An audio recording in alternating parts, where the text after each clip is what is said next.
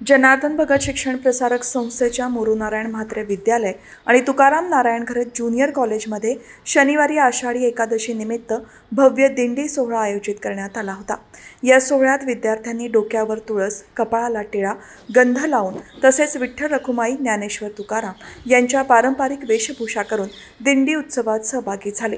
शाळेच्या परिसरापासून कोपर येथील हनुमान मंदिरापर्यंत निघालेल्या या दिंडीमुळे विठ्ठल नामाच्या जयघोषाने सारा परिसर दुमदुमून गेला होता।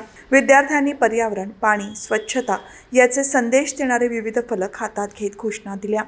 टाळ मृदुंगाच्या गजरात शाळेच्या मुख्याध्यापिका सायली वडवलकर यांनी दिंडीची विधिवत पूजा केली। दरम्यान या निमित्त 8वी आणि 9वीच्या विद्यार्थ्यांसाठी वादविवाद स्पर्धेचे आयोजन करण्यात आले।